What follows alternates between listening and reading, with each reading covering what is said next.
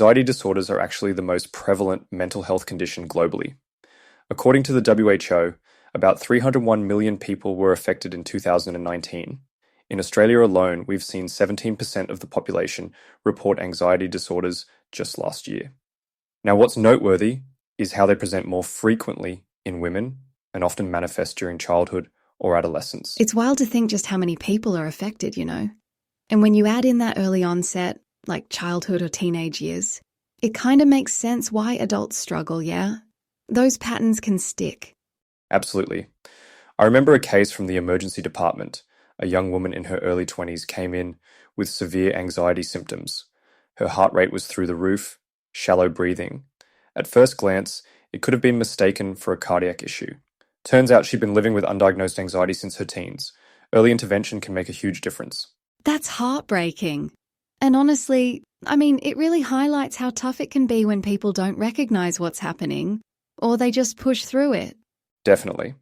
On a physiological level, the role of neurotransmitters is critical here. Anxiety disorders, for example, often involve dysregulation in serotonin, norepinephrine, and especially GABA. Neuroimaging studies even show brain structure changes, particularly in areas like the hippocampus and amygdala. Okay, hold on. Andrew, I have to ask, if you had to pick a favorite neurotransmitter, what would it be? Like, if you're at a party and someone says, "Hey, what's your top neurotransmitter?" That's an interesting party. I'd probably say serotonin. It has such a widespread impact on mood, anxiety, and even sleep regulation. It's fascinating, really. Good call. You can't go wrong with serotonin. It's like the rock star of neurotransmitters. But poor GABA doesn't get enough love. It literally calms the brain down, right? Crucial for keeping things balanced. Very true, Felicity. And when those mechanisms falter, the consequences can affect not just the individual, but their relationships, work, and even daily tasks. Let's not forget the risk of comorbidities like substance use disorders. There's a significant domino effect here. Yeah, and it's tough for families too. I've been involved with mental health advocacy for years, and I've met so many caregivers who feel isolated, like their loved one's struggle becomes this shared weight.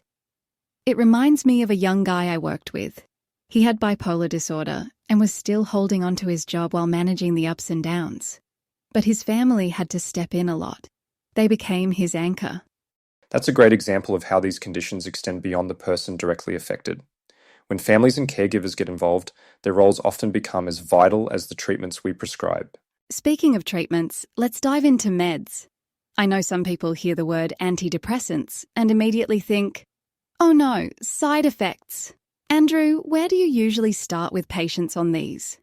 Well, antidepressants are a cornerstone in treating mood and anxiety disorders, especially selective serotonin reuptake inhibitors, or SSRIs.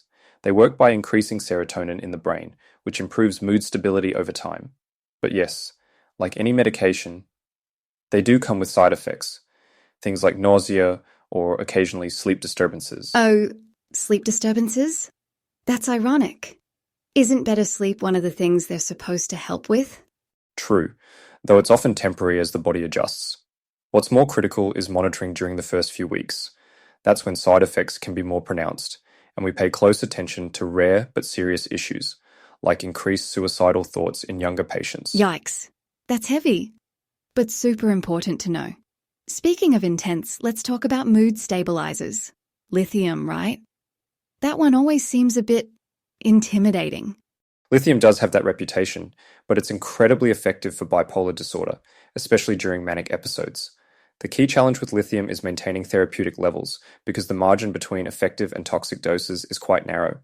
Regular blood tests are a must. Got it. Monitoring is non-negotiable. I remember chatting with a client who was really nervous about all the checkups. But once they saw the stability it gave them, they said it felt like stepping off a roller coaster for the first time in years. Life-changing stuff. That's a great example. And antipsychotics operate similarly. They've revolutionized treatment for disorders like schizophrenia by targeting dopamine pathways. But here's the catch. Side effects can be a major hurdle for long-term compliance. Oh, absolutely. Things like weight gain or drowsiness, even stigma, can be big roadblocks. It can feel like, hey, I'm treating one issue, but now I've got a whole other thing to deal with. Exactly. And that's why we emphasize collaborative care, pairing medications with non-pharmacological treatments, like behavioral therapies. In the ED, I've worked alongside therapists in real time during crises, and that combined approach often proves to be the turning point for a lot of patients. That's such a great point. When patients can take ownership of their care, whether it's therapy, meds, or both, it feels empowering. Like, yes, there's a team helping, but they're firmly in the driver's seat of their wellness journey. Speaking of collaborative care, Andrew, therapies like CBT seem to be a big part of that equation. What's your take? Why is it such a go-to in mental health treatment these days? Cognitive behavioral therapy really is a gold standard, Felicity. It's about reframing those negative thought patterns and challenging behaviors that reinforce them. And it pairs beautifully with treatments like SSRIs. It's like a 1-2 punch for anxiety and mood disorders. Oh, totally. I mean, I use mindfulness techniques with my clients all the time. Yoga, breathing exercises, even simple grounding practices. It's such a game changer when you're feeling stuck. Absolutely. And exposure therapy, which is a branch of CBT, has proven remarkably effective for phobias and PTSD. It's about reconditioning the brain by slowly confronting the source of fear in controlled, safe settings. Right? It's like leveling up in a video game, small steps. But each one makes you stronger. Plus, you've got that added confidence boost every time you tackle a fear. Exactly. And let's not underestimate the role of exercise in this equation. Regular physical activity has significant mental health benefits. There's evidence suggesting it's as effective as antidepressants in managing mild to moderate depression. Ooh, I'm so glad you brought that up. I tell people all the time, just moving your body is huge. I mean, rock climbing for me, it's not just a hobby, it's therapy.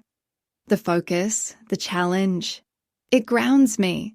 What about you? Got a favorite exercise? Well, probably less adventurous than climbing, but I always recommend walking. It's low impact, accessible, and a great way to clear your mind. I had a patient who paired daily walks with therapy sessions. It became a turning point in their recovery journey. That's beautiful. And it's a good reminder that sometimes the simplest things, moving, breathing, talking, can have the biggest impact. Well said, but we also have to acknowledge the barriers people face in accessing these resources.